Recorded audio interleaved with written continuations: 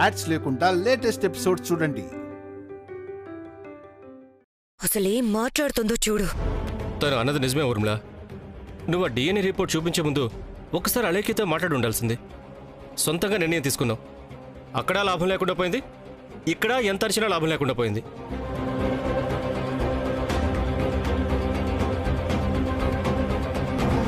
కానీ ఇలాగే వదిలేస్తే ఎప్పటికీ ఏమీ కాకుండా పోతారయ్యా.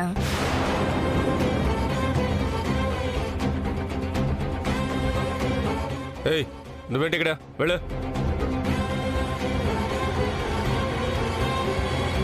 కింద జరిగిందంతా చూశానయ్యా. నేనెంతో ఆరాధించే ఈ ఇంట్లో ఇంత అన్యాయం జరగడం చూసి తట్టుకోలేక మాట్లాడుతున్నాను. పెద్ద కోడలుండగా చిన్న కోడలికి పెత్తనమివ్వడం అన్యాయం అయ్యా. నాకేమీ నచ్చలేదు. అది మాకు తెలుసు. అయినా ఈ విషయాల్లో నువ్వెందుకు తలదూరుస్తున్నావు? పోయి నీ పని చేసుకో, వెళ్ళు. ఆగువాలి.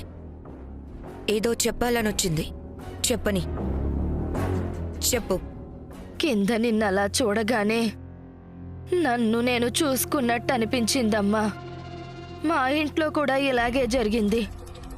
పెద్ద కోడలనైనా నన్ను కాదని చిన్న కోడలికి పెత్తనం ఇచ్చారు. చివరికి ఇంట్లో చోటు కోల్పోయి ఇదిగో ఇలా మీ పంచన తల దాచుకోవాల్సి వచ్చింది. రేపు నీ పరిస్థితి కూడా నా పరిస్థితిలా కాకూడదని ఏదో నాకు తోచిన సాయం చేద్దామని వచ్చాను. నువ్వేం చేయగలవు ముసలి?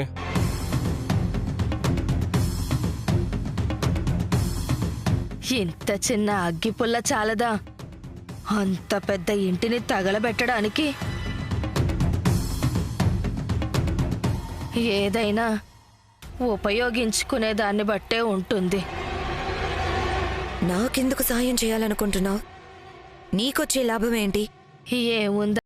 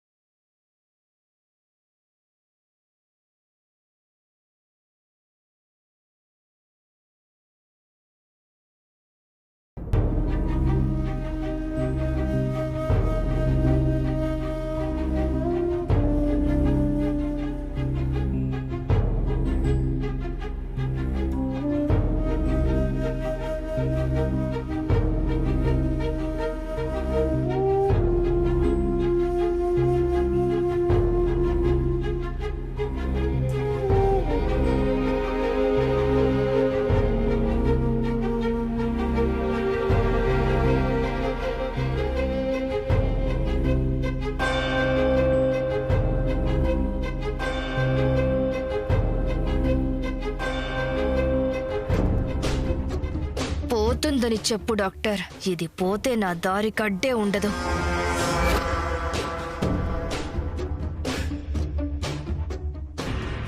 వైదేహి వైదేహి వైదేహి. నేను ఎన్నోసార్లు చంపినా చచ్చిపోని వైదేహి ఇలా ఉత్త పుణ్యానికి చచ్చిపోదు కదా.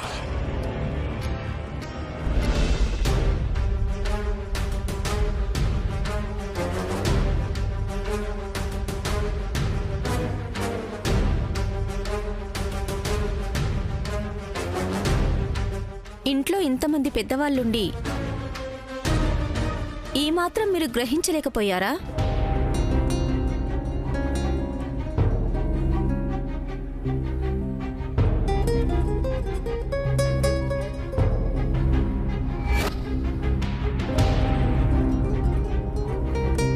ఏమైంది డాక్టర్ గారు? ఇంకా అర్థం కాలేదా? తనిప్పుడు ప్రెగ్నెంట్.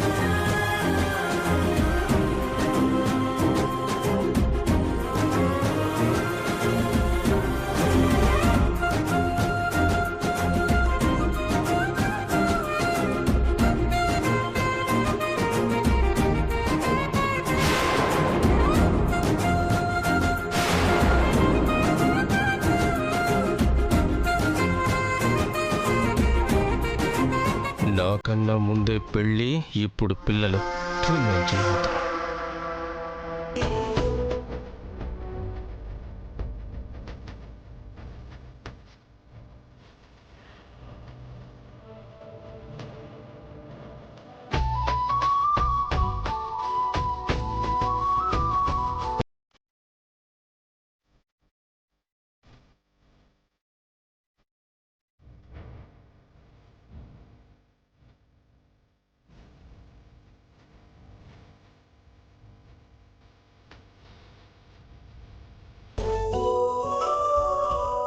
కంగ్రాట్స్ అమ్మా.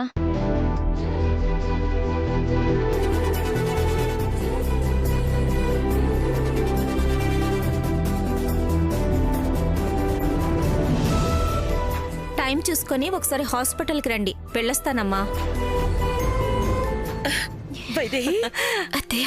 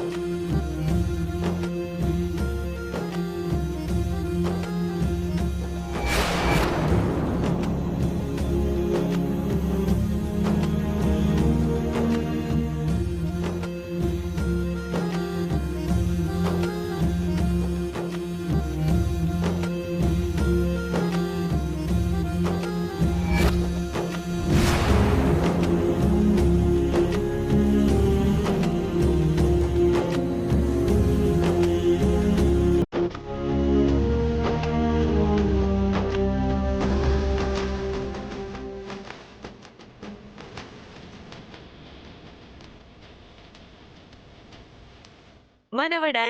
ఊరుకోయింది.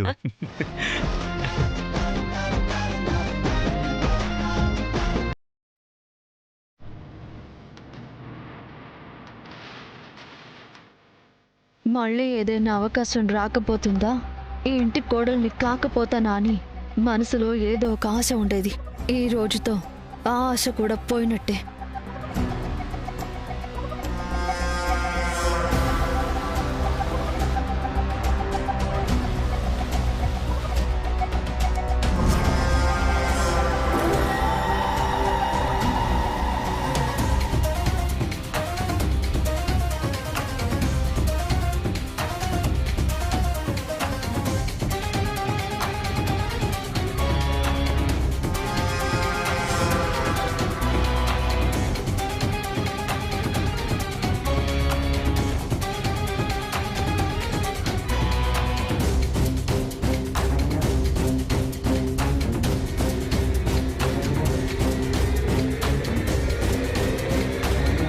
భూమిలో పాతి పెడితేనే బతికి బయటకొచ్చింది. అంత ఈజీగా పోయే ఘటం కాదులే. ఒకప్పుడు నీ నుంచి వారసుడే వద్దన్నాను, కానీ ఇప్పుడు నువ్వే ఈ వంశానికి దిక్కయ్యావు. ఈ ఇంటి వారసుడిని మోస్తున్న నిన్ను ఈ ఇంటి మనిషివే కాదని ఇన్నాళ్ళు అన్నావు. జరిగింది తలుచుకుంటేనే బాధగా ఉంది. అత్తయ్య, నిన్నటి వరకు ఈ తరం ఇక్కడితో ఆగిపోతుందన్న భయం పోగొట్టావు. ఈరోజు రేపటి తరం మీద ఆశ పుట్టించావు. ఇక నాకు ఏ బెంగా లేదమ్మా. ఈ వంశం నీ చేతుల్లో క్షేమంగా ఉంటుంది. కరెక్ట్గా చెప్పారు పెదనాన్న. ఇన్నాళ్ళకి ఇంట్లో ఇంత సంతోషం చూస్తున్నాం. దీనికి కారణం Vaidehi, Devansh. Devansh, congrats. Vaidehi, congrats. Vaidehi, congrats. ఇందాక నేనన్న మాటలు పట్టించుకోవద్దు వైదేహి. నీకు అర్హత ఉందని అత్తయ్య మావయ్యలంటే ఏంటో అనుకున్నా. అది నిజమని మళ్ళీ నిరూపించావు. అక్క,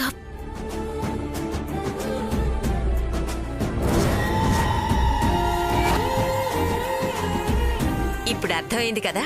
ఈ రోజు నుంచి అందరూ వైదేహిని మహారాణిలా చూసుకోవాలి. కాలు కింద పెట్టనివ్వకూడదు. చాలా సంతోషంగా ఉంది వైదేహి. ఈ సంతోషంలో ఇక్కడే ప్రాణాలు పోయినా పర్వాలేదు. ఇందు, సంబరాలు చేసుకోవాల్సిన టైంలో చావు అంటావేంటి? నువ్వు నా పిల్లల్నే కాదు వాళ్ళ పిల్లల్ని కూడా చూడాలి. ఇక ఈ వంశానికి అంతం ఉండదు నాన్న. ఆ సూర్యచంద్రులతో సమానంగా మన వంశంలో వెలుగులు ప్రకాశిస్తూనే ఉంటాయి. అమ్మా, పూజారికి కబురు పెట్టు, 10 రోజులు గుళ్ళో అన్నదానం పెట్టమను. లక్కీ, మేనేజర్కు ఫోన్ చేయి, మన కంపెనీలో పనిచేసే అందరికీ 6 నెలల బోనస్ ఇవ్వమని చెప్పు. సరే నాన్నగారు. ఖచ్చితంగా ఇస్తారు మావయ్య గారు. వైదేహి ఇంకా నుంచున్నావేంటి? వెళ్ళి రెస్ట్ తీసుకో. బామ్మ చెప్పండి ఏదైనా తినమని. దేవాంశ్ చూస్తావేంటి? తీసుకెళ్ళు, జాగ్రత్తగా చూసుకోవాలి. తనకేం కావాలో మొత్తం నువ్వే చూసుకోవాలి. అలాగే అత్తయ్య మీరైనా చెప్పండి, మీరు తీసుకెళ్ళండి. రెస్ట్ తీసుకో, వెళ్ళు వెళ్ళు వెళ్ళు. తీసుకెళ్ళు దేవాంశ్, తీసుకెళ్ళు. బామ్మ చెప్పండి తనకేం కావాలన్నా ఇవ్వండి. అత్తయ్య మామిడికాయలుకొనివ్వండి. తీసుకో, నీకేం కావాలన్నా నువ్వు కూడా కొనుక్కో. నువ్వు హ్యాపీగా ఉంటేనే ఇల్లంతా హ్యాపీగా ఉంటుంది.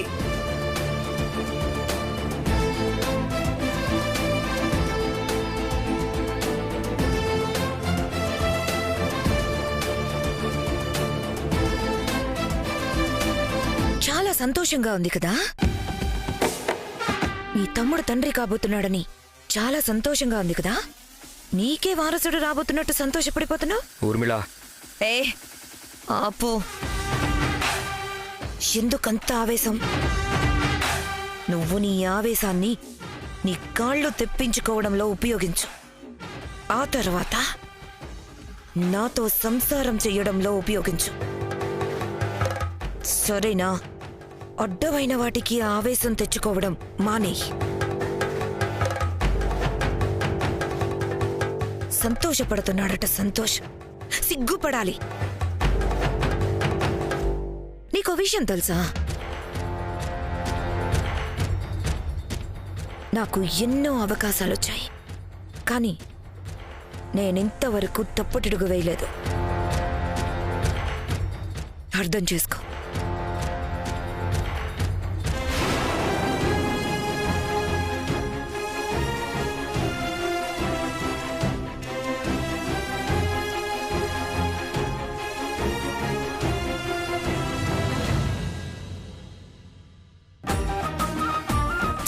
దింపు బావా, వద్దు బావా. బావా వైదేహి కూర్చో. బావా, అరే వైదేహి నువ్వు కూర్చో. బావా కూర్చో.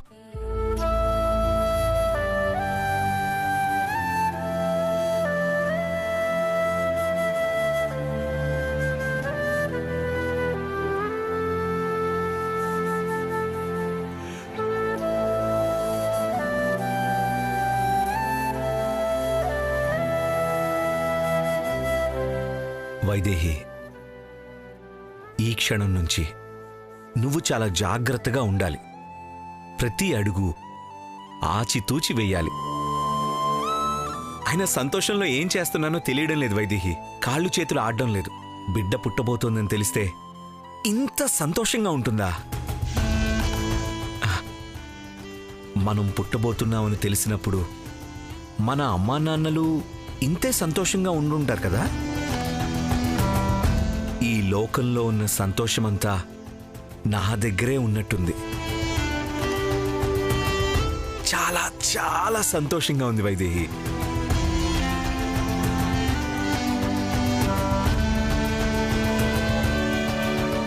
ఇన్నాళ్ళు మన ప్రేమ కోసం ఇద్దరం ఎంతో పోరాడాం.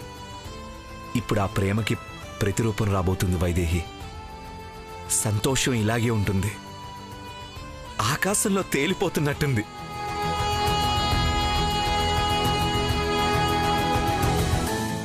చూసావా, నిన్నటి వరకు మన బ్రతుకు కోసం, మన ప్రేమ కోసం ఈ కన్నీరు కార్చాం. ఇప్పుడు సంతోషం కోసం కూడా అవే కన్నీళ్లు కారుతున్నాయి.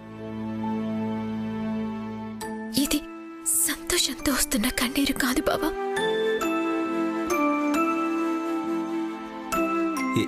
ఏమంటున్నావు వైదేహి? సంతోషం కాదు.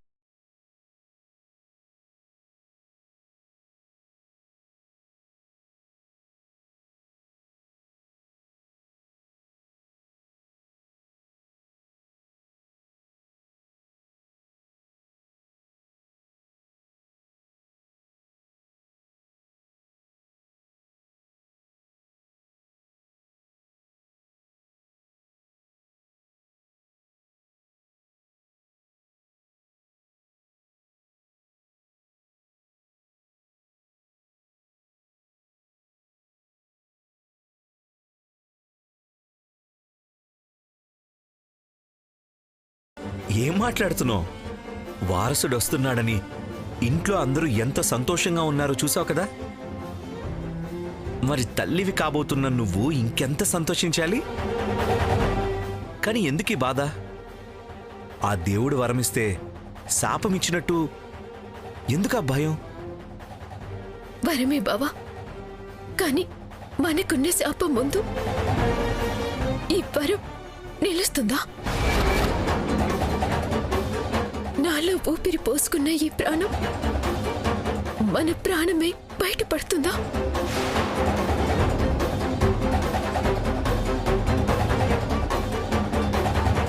ఏ ఆడపిల్లకైనా తల్లి కాబోతున్నానని తెలియగానే బిడ్డ ఎలా ఉంది?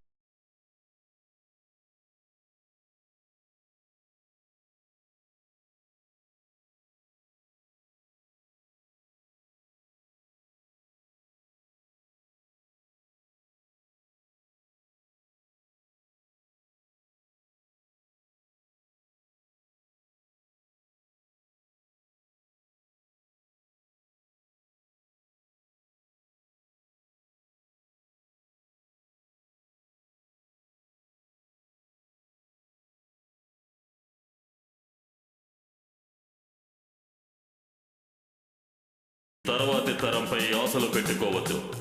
ఒకవేళ మీ కడుపులో కాయ కాసిన కడుపులోనే కరిగిపోతుంది.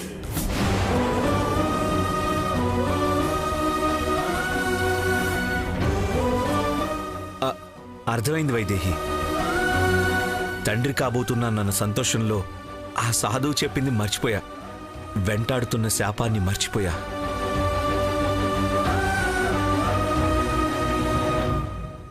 ఎందుకు బావా, ఎందుకు? ఆ భగవంతుడు మన సంతోషాన్ని కూడా బాధగా మారుస్తున్నాడు. ఎంతో కష్టపడి దేవుడి అనుగ్రహం సంపాదించి ఆభరణాలు పొందే సమయానికి అవి దక్కకుండా పోయాయి. ఏమయ్యాయో, ఎవరు తీసుకెళ్లారో తెలీదు. ఇప్పుడు ఆభరణాలు దొరికి ఆ పార్వతీ పరమేశ్వరులని అలంకరిస్తే కాని ఆ శాపం పోదు. ఆ శాపం మన వంశానికి ఈ తరంలోని ముగింపు పలుకుతుంది బావా.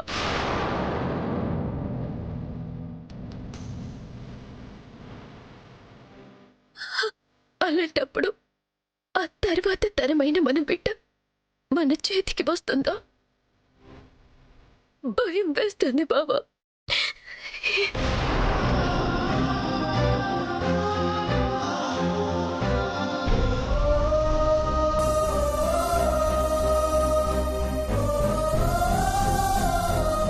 జరిగింది తెలియక శాప విమోచనం జరిగిందని అందరూ సంతోషంలో ఉన్నారు. వారసుడొస్తాడని పొంగిపోతున్నారు. కానీ జరగబోయేది తెలిస్తే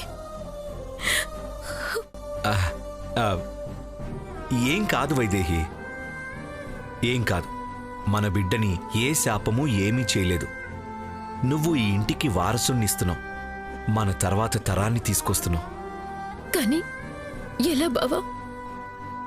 శాపం మర్చిపో. ఆ శాపం గురించి మర్చిపో. ఇన్ని తరాలుగా పాప ప్రక్షాళన జరగలేదు.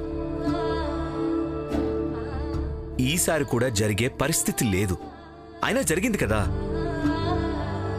ఇప్పుడు ఈ శాప విమోచనం కూడా జరుగుతుంది.